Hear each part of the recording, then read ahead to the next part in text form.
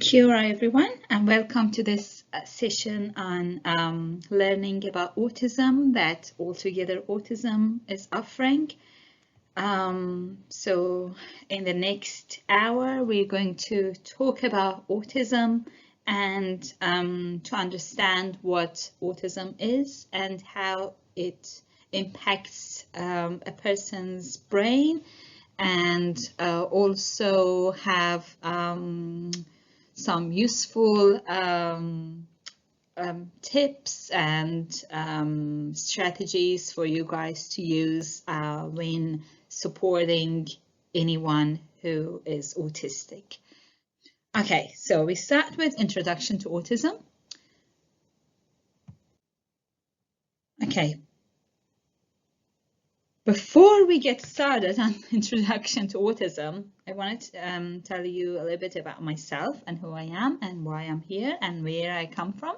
So I am Sanam Bagherian. I have worked with an autism space for a long time, studied and worked in autism space for a long time,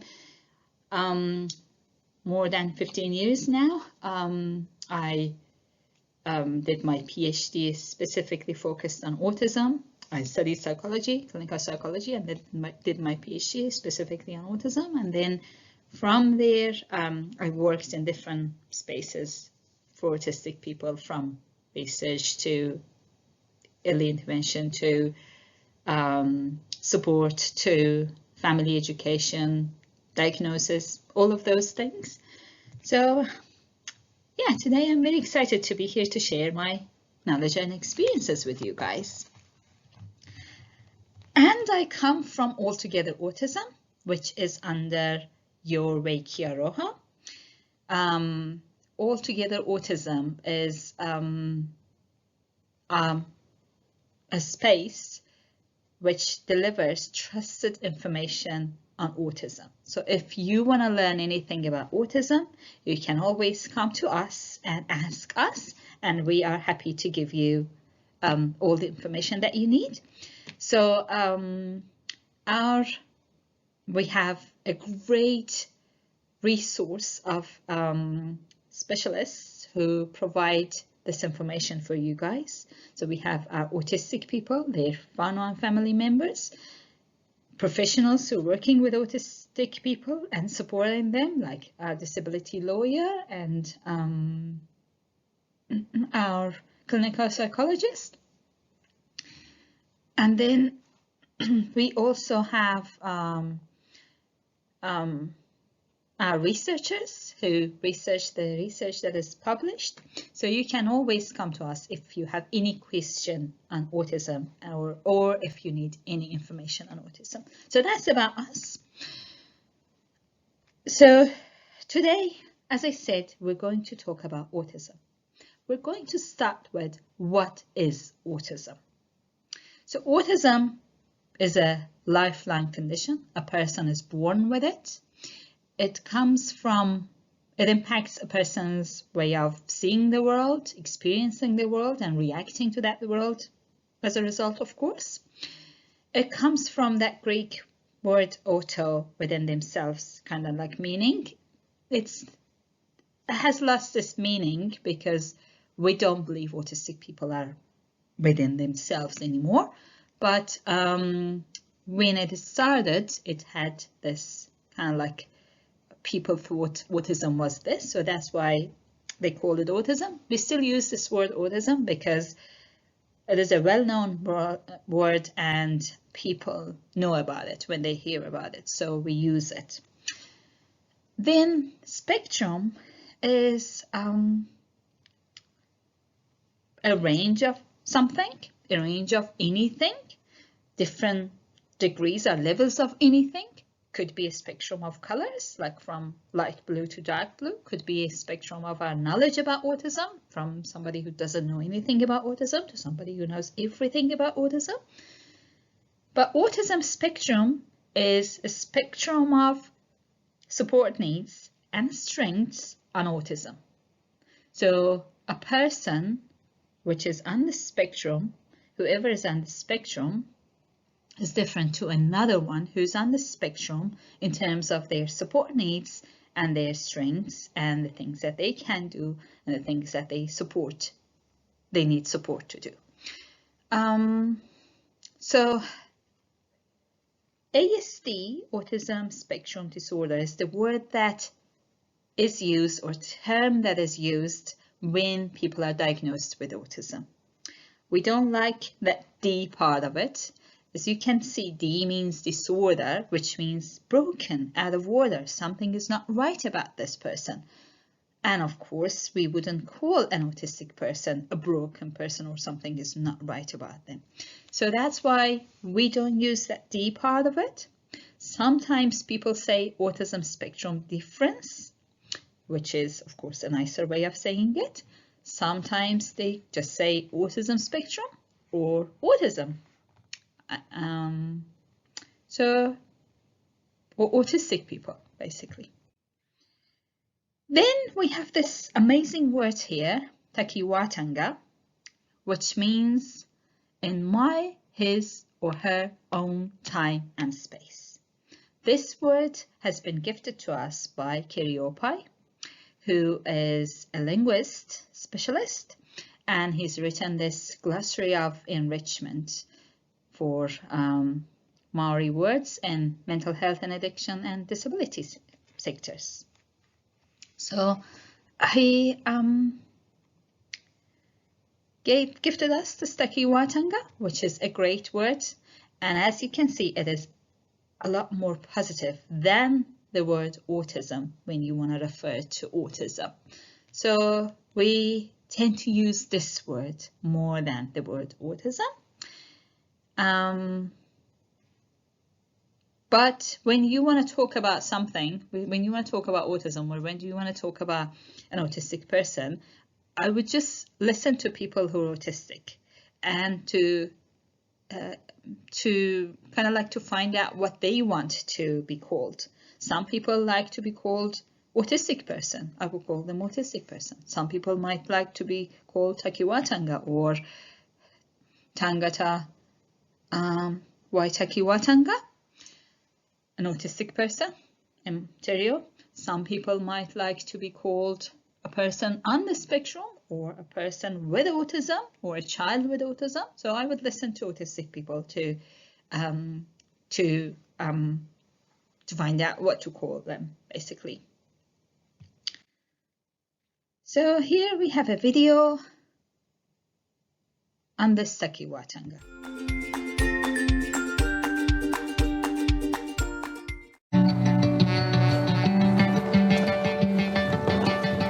Autistic behaviour can be deeply confronting. It doesn't fit with what the rest of us call normal. We don't tend to give people with takiwatanga much chance. Tahu's whānau was warned he'd likely never read or write and that he'd be mentally confined to 8 years of age. Yet here he is, living the dream as a student at Whitireia Performing Arts School, Wellington. Kia ora whānau. Reason why I came into Te Awaha today, it's really good for you guys to have this opportunity to also get to know me a little bit more. I know I keep saying I'm autism, but there's more to me than just my autism. Yeah. I had to actually have people come up to me and say, like, what is autism? What is takiwatanga? What is something in your head? Like, how are you cured from this? And then I'm just like, I'm not cured. This has been with me all the time. Yuck. Just want to say I love you all and thank you for understanding me more, understanding not me as like this boy from Tauranga Moana, but like just a natural human being. Tēnā koe. Cheers. When the diagnosis came, you have this moment and you have to check your own biases around what success looks like in raising tamariki and mokopuna. And so for about a day, there's this grief you go through and you think, oh, what does that mean for his future? Once we'd gotten over our own selves and our own expectation of what success looks like in society and in our culture, it was this amazing journey of learning to understand and educate ourselves around human nature. Takiwatanga does not need to be a disenabler. it can be an empowering tool, a vehicle to lead kids when they're young from disillusionment to enlightenment through themselves. So they packed their bags and moved to Wellington, fully committed to backing Tahu's hopes and dreams. We live in Wellington because Tahu wanted to come to Wellington to the dance school down here at Whitileia. And so we wanted to come and support our son because he knew what he wanted to do. Yeah, a great video on what takiwatanga means for this family. And as you saw in this video, Tahu was, when he was diagnosed with autism, they thought he's gonna have intellectual disability. So he'll have basically intellectual disability of an 8-year-old boy for his life, but he's thriving and doing really great with visual arts and drama, so and dance. So that's Tahu and many more people. So we need to listen to each person to hear their story of autism, rather than putting them in boxes and thinking, okay, so you fit in this box and you're going to be this in future. We cannot predict that. So we just follow an autistic person's lead and listen to them and learn how best to support them to achieve what they want to achieve. As you saw, Tahu's family supported him a lot, and he's had lots of support throughout his life. So they moved to Wellington to make his dream come true, to help him to get to where he wants. And that is most autistic people need. They need us to listen to them and then support them to get where they want to get. Now here is autism characteristics of a person who is diagnosed with autism. So I'm going to read out these diagnostic criteria. So this is things that clinicians look to diagnose autism. So difficulties in sharing imaginative play. You can see it's specifically for boys because, well, this is a very big topic on its own, but I'll just briefly mention that boys and girls are different when it comes to autism and the behaviors that shows us that they've got autism or they're autistic. So that's why girls are missed. Many girls are missed throughout their childhood years, and then when they become teenagers, when their social life becomes a lot more complicated, that's when they can see that, okay, I'm different, so I need to go and pursue my diagnosis, or people can see that they're different. But usually boys are the ones who show difficulties in sharing imaginative play.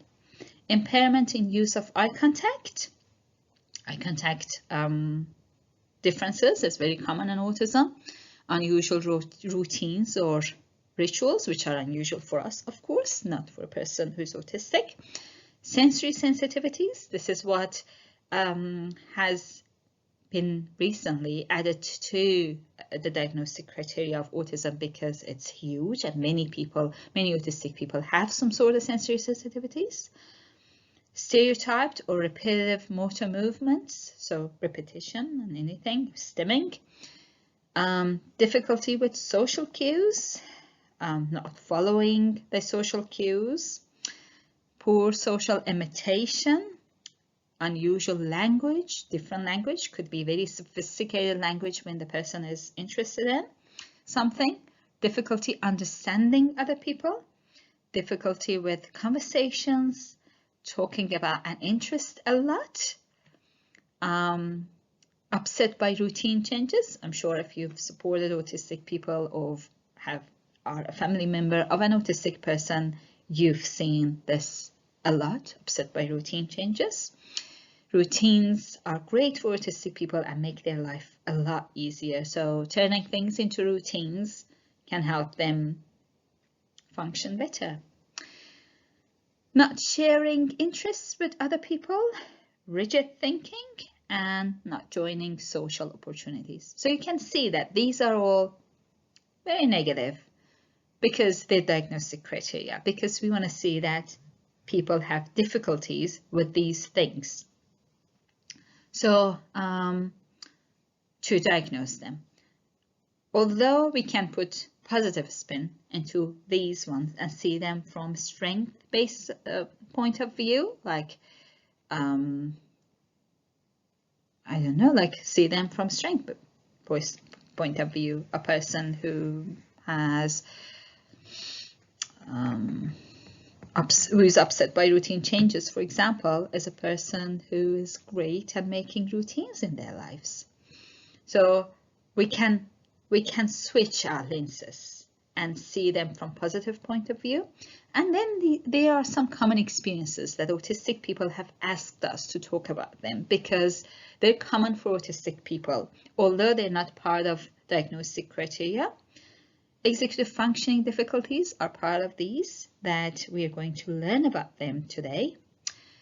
Impaired theory of mind, anxiety about mistakes or anxiety in general is huge in autism, unusual pain responses. Toe walking on their tippy toes. It's not specific for autistic people, but happens a lot. Poor coordination, poor motor skills. History of loss of skills, so a child who started talking but then stopped talking at a certain age. Delayed language and co-occurring conditions like anxiety, depression, or ADHD, or intellectual disability, or anything else that can happen along with autism. We're going to watch another video which has more positive side to it about autism.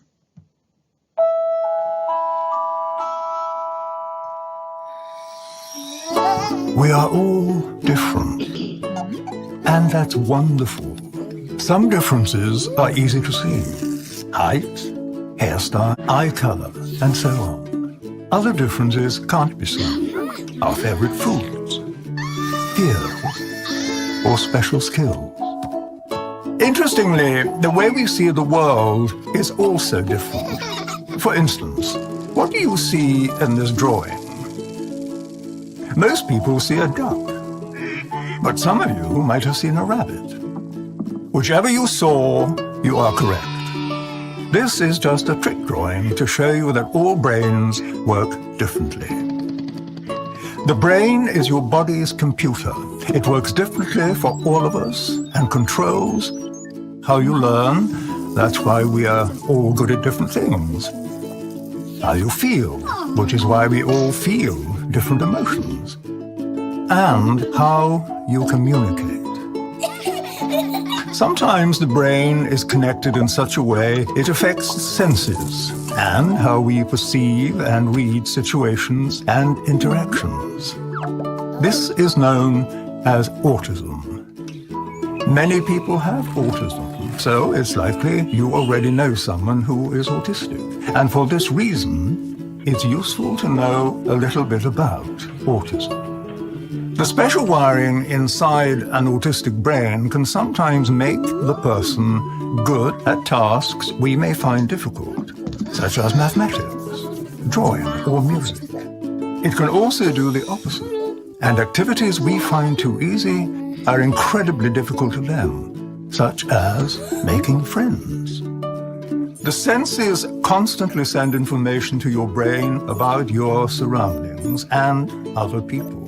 However, when a person's brain and its senses don't communicate well, the brain can become overwhelmed and confused, affecting how they see the world. Picture yourself walking down the street.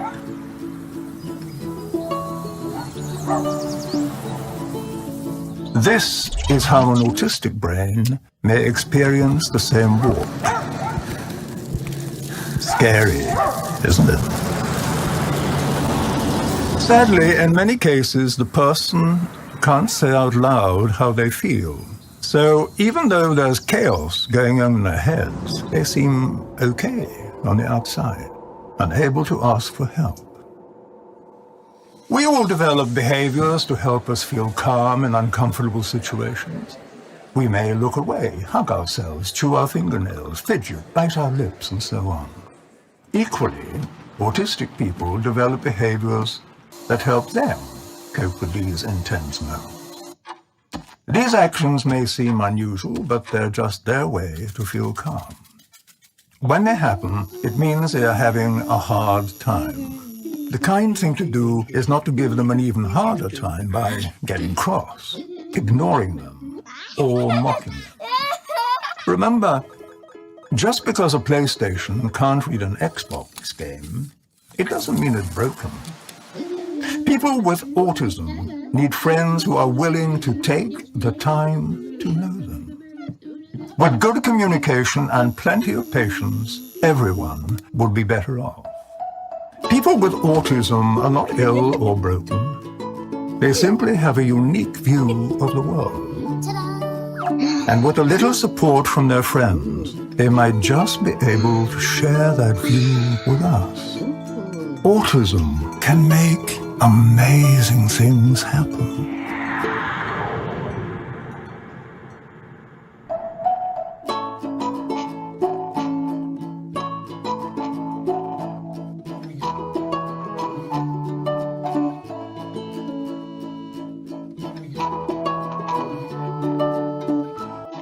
Awesome. Yes, it was a great video, as we saw, to help us to understand how autistic person's brain works in a different way, but it's not more or less than a non-autistic person's brain. So it is just different, simply different, like that Xbox game and then PlayStation that can't read. So our brains work in a different way.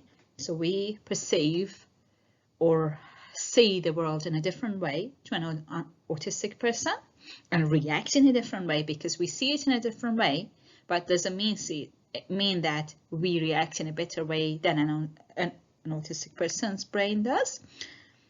The only thing is that our world is set up for neurotypicals, for us, like non-autistic people or the boring people or the people that their brain is working in a typical way. So our world is set up by neurotypicals for neurotypicals. So for an autistic person to live in this world, they need support. But it doesn't mean that we're better than them or they're better than us or anything like that. So we're just different. Okay. Focusing on strengths is very important to help with somebody's mental health. Imagine you hear all the time that you're not good at something. How would you feel about it? Autistic people, because they are living in neurotypical world and their parents are usually neurotypicals, so they hear, or their teachers or the people that they have contact with from a very early age, they keep hearing you're not good at this, you're not good at that, try to make eye contact, try to socialize, try to talk. But so we decide that they're not good at those things.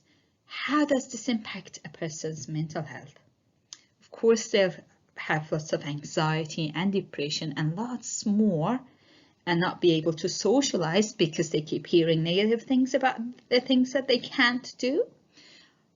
Whereas this business coach, Gary Lockwood, has nothing to do with autism, but we love his quote, says, conventional wisdom says we work on improving our weaknesses. That's what we believe, right? What a terrible waste of time, talent, and opportunity. Focus on your strengths. Experience the immense satisfaction that comes with being superb at something. So hopefully we can focus on autistic people's strengths. And then there's this question, so try to answer it for yourself. What strengths do you see in the autistic people you support? If you're supporting any autistic people or if you're a family member of an autistic person, what strengths do you see in them?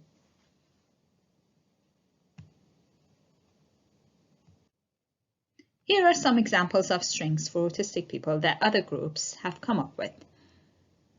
Clarity of thinking, enthusiasm, originality, clear sense of judgment, individualism, ability to focus, energetic, strong root memory, lateral outside-the-box thinking, honesty, good long-term memory, creativity, determination, and special skills. And there's lots more if you think of your autistic people that you're supporting. Our next topic is autism and mental health. We will focus on anxiety here because it is huge. Anxiety is huge for autistic people, and many autistic people experience anxiety to the point of anxiety disorders. And it shouldn't be like that. Anxiety is not really, or mental health challenges is not part of autism diagnosis, but because they hear negative things about themselves, they keep hearing they're not good at everything because everything is set up for neurotypicals. They live in this unfair world, so they experience lots of mental health challenges. Autism and anxiety. 75% of autistic children and 50% of autistic adults experience intense anxiety. That's huge, isn't it? So why is this? Because, as I said, anxiety is not part of autism diagnosis. And as I said earlier, this is because the world is not set up for an autistic person. But what can this anxiety do to an autistic person? Anxiety can lead to lack of engagement in activities. While when you're anxious, you cannot participate in activities. Avoidance of new situations.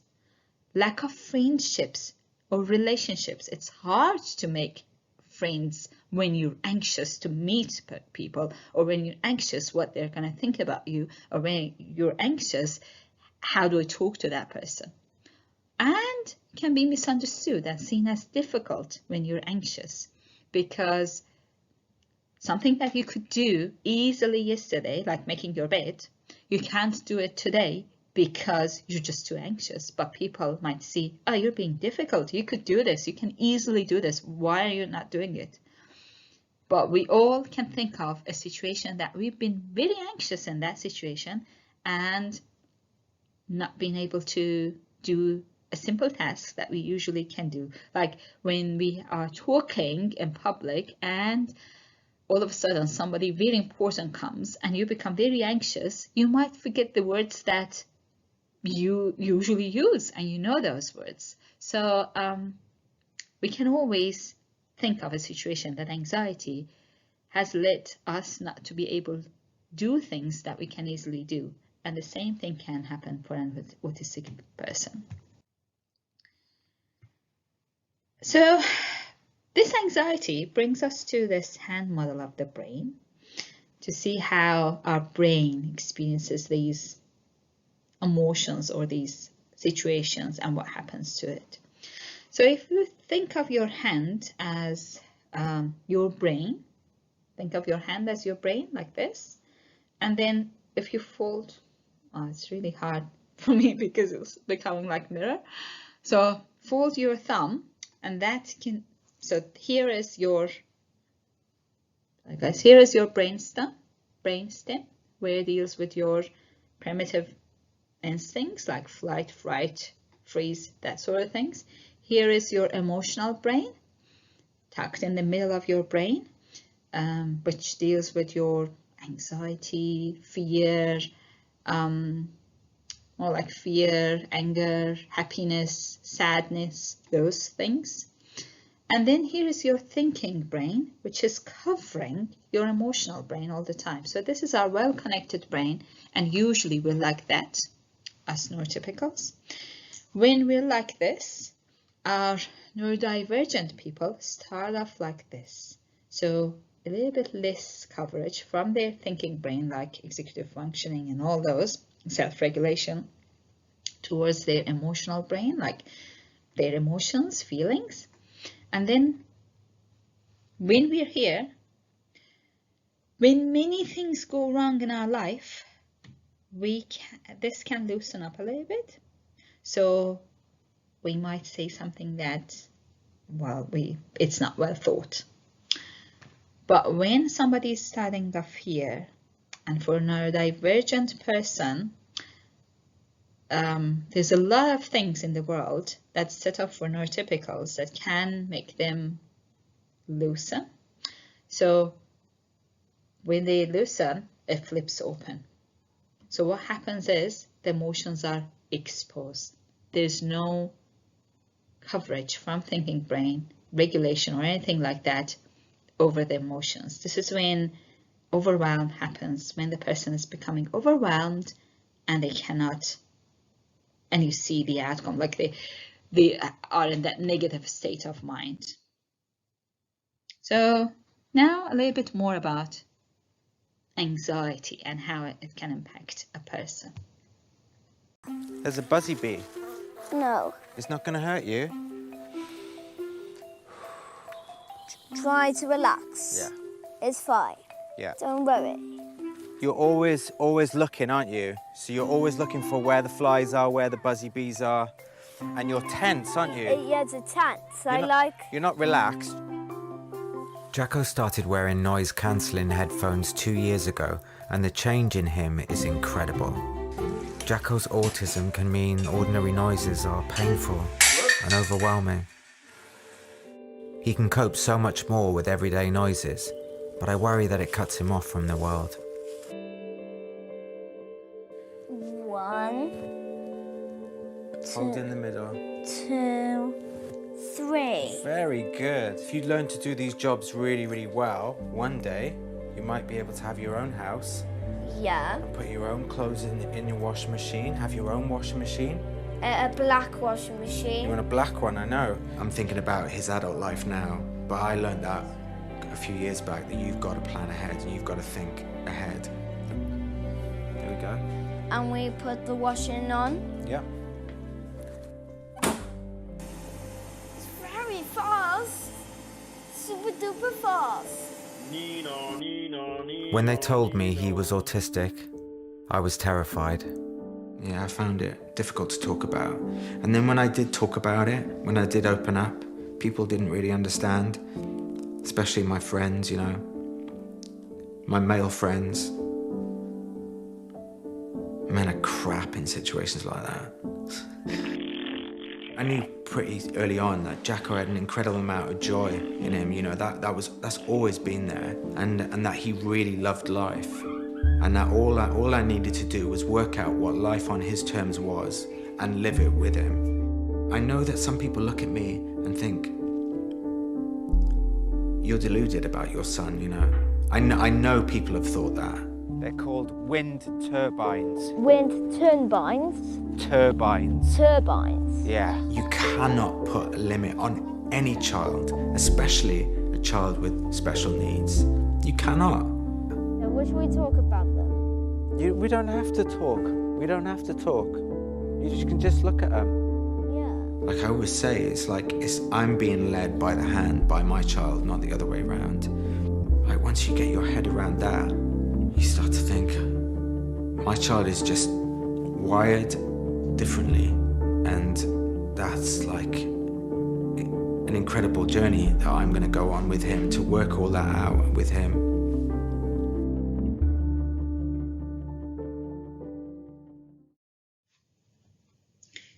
Yeah, so this is one example of anxiety disorders or anxiety or intense anxiety in autistic people. So Jacko has specific phobia, which is type of anxiety disorders, which is basically being scared of being really, really overwhelmingly and unreasonably scared of an object or situation that is not really dangerous for other people, like buzzy bees or noise for Jacko. And then some strategies that his dad uses to reduce the anxiety. So with anxiety, it's important to use some strategies when a person is anxious. Identify key stressors. What is stressing out the person? Like that video that we saw. Dad knows that for Jacko, it's the noise or buzzy bees that are stressing him out. So uses noise-canceling headphones. Have quiet or low stimulation spaces available. It's important to have this available for a person when they need it, when they're overwhelmed. Keep your voice quiet and tone calm.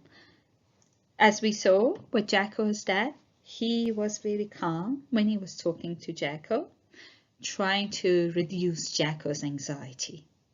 And that is very important, and it is hard to do when you're in that situation and you're not aware of your own feelings. You might become heightened and raise your voice, and that doesn't help. And then teach self-calming strategies to a person that they can use, like counting, like noise cancelling earphones. Build on their strengths, the things that they enjoy doing, so that they have less anxiety. Limit choices. So don't say, what do you want to eat? Ask them, do you want to eat burgers or do you want to eat fish and chips? And they can choose. Have break cards or any sign that means break for the person. You can use sign language, you can use cards, you can use an object, but anything that you're using and the person shows it to you when they're feeling overwhelmed and they want to break from an activity, or when they're feeling anxious, that has to have meaning for you guys, and you always need to respond to that. And then sensory boxes, a box full of sensory toys or sensory items that are useful for this person. Tools for managing anxiety, other tools for managing anxiety. Here are 3 tools that you can use, and you can use a lot more than this. So the first one is a kind of profile which says anxious, looks like, sounds like, acts like. So when the person is anxious, you put it there. They look like this. They make this sound. They act like this. And then sad or upset. They look like this. They sound like this. They act like this. Then the second one is a grounding exercise to help the person to stay in here and now. So here is this example. Look around and name 5 things you can see, 4 things you can feel, 3 things you can hear, 2 things you can smell, 1 thing you can taste. If it is too complicated, you can use a very simple version of this. So I was supporting a guy, an autistic guy, and then he was verbal and very intelligent, but was not able to follow this when he was anxious. So what I used for keeping him here was when we went for a walk, it was like, okay, as we walk, because we were in the country, so there were like leaves on the plant and it was like autumn. So when we were walking, I was like, okay, so listen to our footsteps. Let's count our footsteps. And we did that, and that helped him reduce his anxiety. So you can use any technique to keep them here, like touch this. How do you feel about, what do you feel about it? Or give them an object, a sensory object, and ask them, what can you see? Tell me about this object. Anything that can work. And then this other tool is called the incredible 5-point scale. It is used for people in many settings and in many forms. Here is about stressors. So about stressors, as you can see, it is color-coded, has numbers on it, has facial expressions and words that say, I can handle this, it's number 1, and the person is happy. And it's green. So the blue one is, this is, this makes me feel uncomfortable. Or these words are too small for me to read, but this makes me feel uncomfortable. It's blue, and it's like the person is slightly anxious, and it's number 2. Then the number 3 is, this could make me really nervous. So that's our yellow. And then our orange one is, this can make me mad. And that's a mad person on it, number 4, orange. And then the red one is, this can make me lose control, like overwhelmed, basically. Number 5, and the person is really overwhelmed. And you can put strategies there so the person knows when they're blue, they can do these things. Or when they're yellow, they can do these things. And remember, if one of these features is triggering, just take it out. So if the colors is triggering for the person, take the color out. Don't use the colors. Or if the facial expressions are triggering, just take the facial expressions out of this. And then another strategy is teaching breathing techniques. So this one is smell the flower, blow out the candle. So to teach them, you smell the flower, blow out the candle.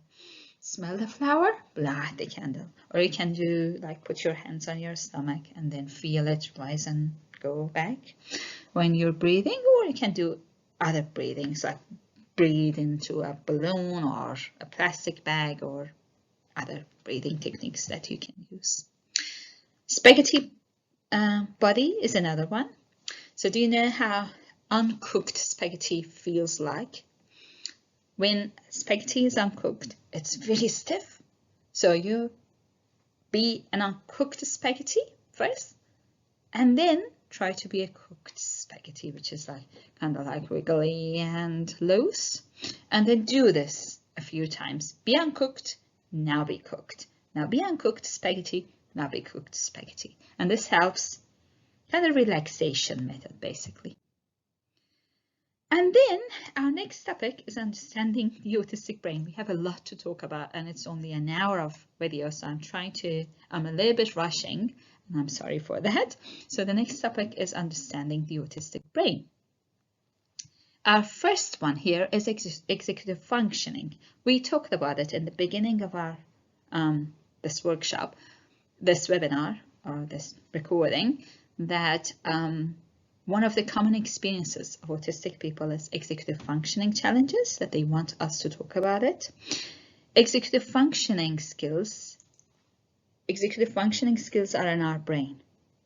And it is basically a mental process that enables us, so different parts of brain talking to each other, makes us be able to organize, plan, remember instructions, understand complex or abstract concepts, and we deal with change. So it's a very important skill. These processes are also responsible to inhibit actions and impulse control. So this is also emotional regulation as part of it, which means detecting when an emotion is getting too much, like we're too scared or too mad or too angry about something, and then detecting it before it gets out of our hand and doing something about it. That's another part of this ability, executive functioning ability, which is called self-regulation, and you can see in this picture. It's basically regulating ourselves, our actions, our emotions. Here, this boy is regulating his actions, not touching those cookies, stopping us from doing something that we're not supposed to do, or being able to stop ourselves when it gets to the point like that we're getting too mad, so we do something about it so we don't show our anger, basically.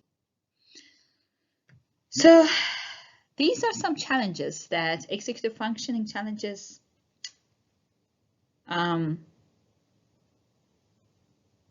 these are some examples of challenges that are caused by executive functioning difficulties. Challenges with solving problems. It's not easy to solve a problem when you have executive functioning challenge. One part of executive functioning skills is our working memory, which is the part of memory that keeps data active in our brain. Not long-term memory. I mean, we might have great long-term memory, we remember everything, or short-term memory, we learn everything, but we can't keep data active. When you can't keep data active in your brain to know the connection between that data, solving problem can be really hard.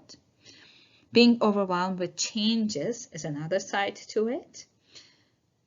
Following multi-step instructions, more than one instruction that you're given. So a good solution for this one will be giving them written instruction or visual instructions, or one instruction at a time. Linking consequences to actions. So I go and push somebody and they fall over and they cry. If I can't keep these whole thing in my brain active at the same time, these two situations will be irrelevant to me.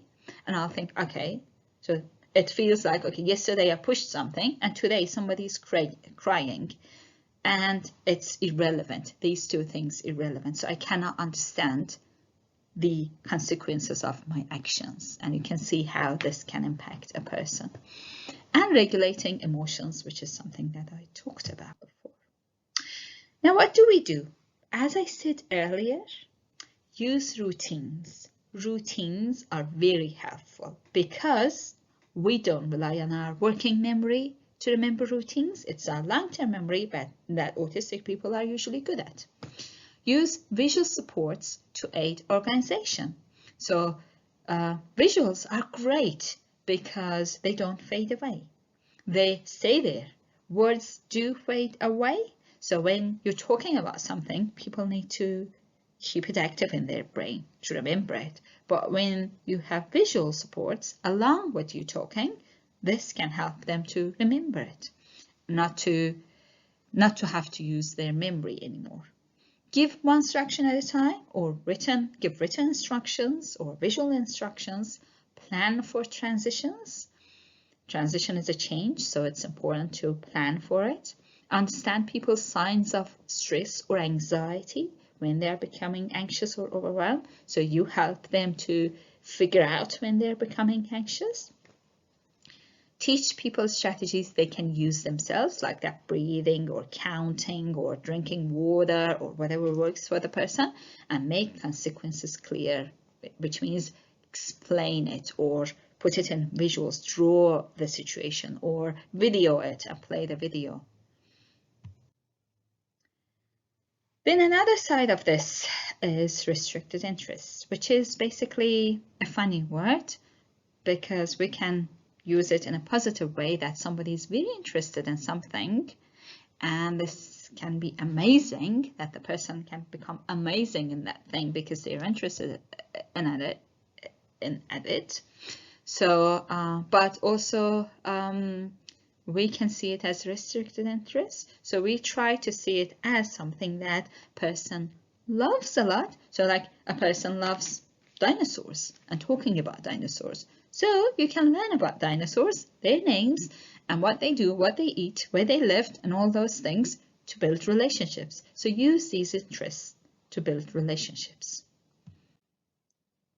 And then the next one that helps us to understand autistic brain is theory of mind, which is, again, one of the things that autistic people have asked us to talk about, because autistic people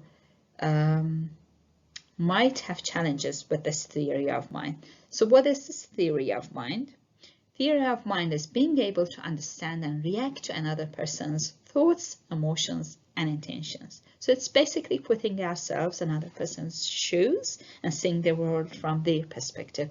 That is what we usually do, but autistic people might find it challenging.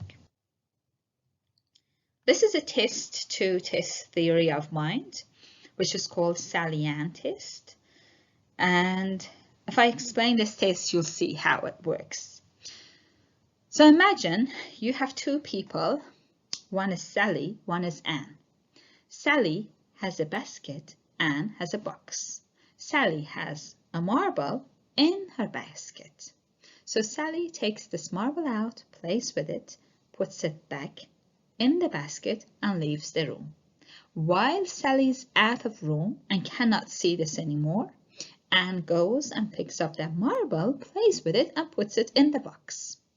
So I will ask you, what will Sally do? So where will Sally look for her marble when she comes back? And if you have theory of mind, you can put your bit of information away because you've seen that Anne has moved it and put it in the box, right? But you put that bit of information away and think from Sally's perspective and think Sally has not seen this, so Sally doesn't know that it has been moved. So Sally is going to look in her basket. But if you didn't have good theory of mind, you are going to tell me Sally is going to look in the box, because you would think whatever you know, Sally knows. So you can't put your information away and put yourself in Sally's shoes. So this is theory of mind. These are some examples of social challenges that may be caused by difficulties with theory of mind. Understanding people's behavior and emotions will be really hard because you'll need to put yourselves in their shoes and forget about your emotions and your behavior and why you do things and think why that person did that thing. So let's say I love cookies and I love eating them, and somebody hates cookies, and when they see them they scream and they run away. I won't be able to understand if I can't put myself in their shoes and think, okay, although I love cookies, that person hates cookies. Being unaware of the effect of own behavior on other people, same thing. I push somebody, I feel good about it. If I can't see their perspective, I'll keep pushing because I feel good about it and I don't see why I shouldn't be not pushing. Predicting the perspectives and thoughts of other people. Difficulty predicting other people's intentions. They can be very vulnerable. Joint attention is another side to it, which is paying attention to something else that somebody else is paying attention. So having that shared attention. If I point at something, point at this cup, and then show, oh, can you guess how long is, like how high, how tall is this cup? And you might guess, okay, it's like 10 centimeters maybe high. So if you have joint attention, you can talk about this cup with me.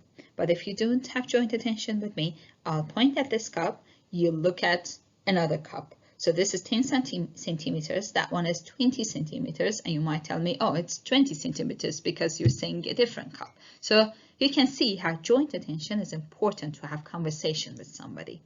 And differentiating fiction from fact, and you've seen this if you have supported autistic people, you might have seen this, a person who wants to jump in and help with the fight that's in the TV because they don't think that's fiction. Or a person who wears Superman suit and thinks, I can fly because I'm a Superman, and jump off the roof.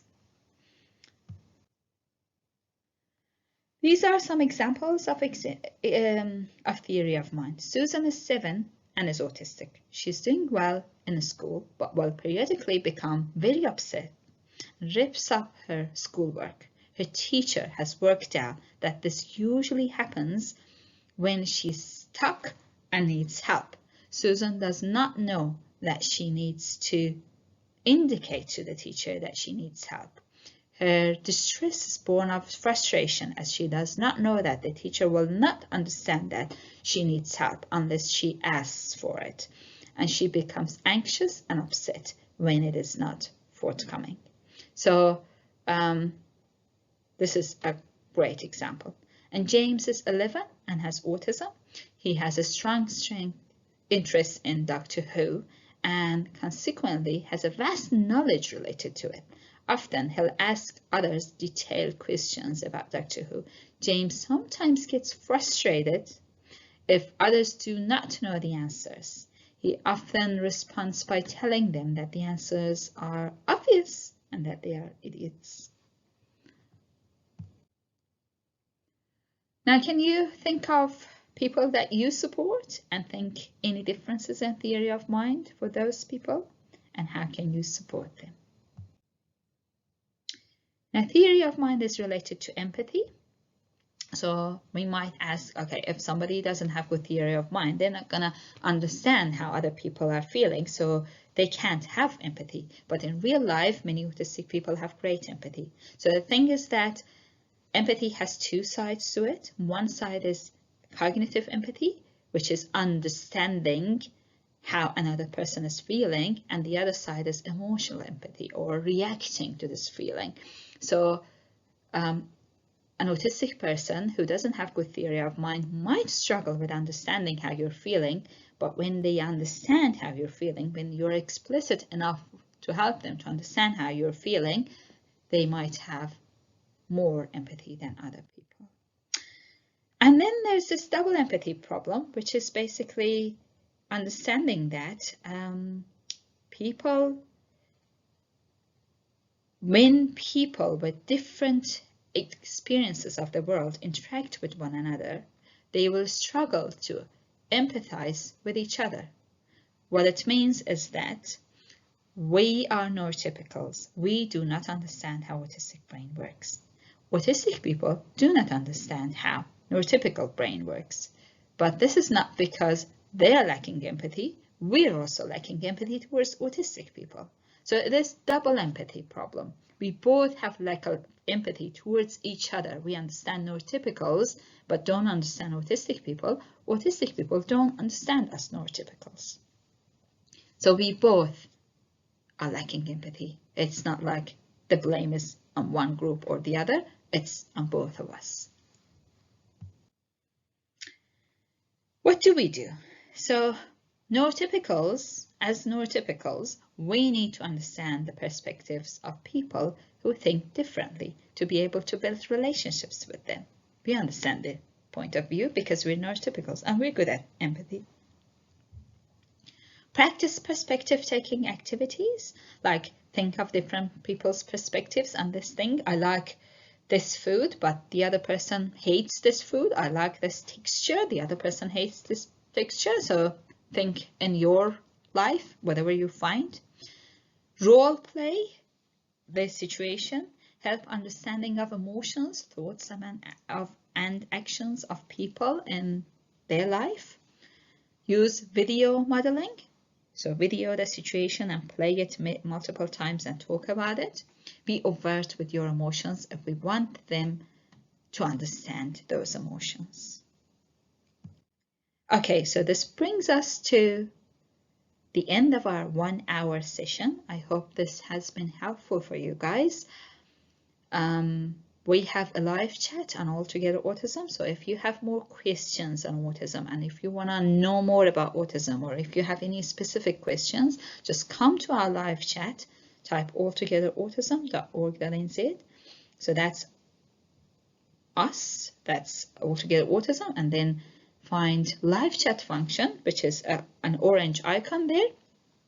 Click on it and ask your question. And there is a person behind that live chat that can answer your question.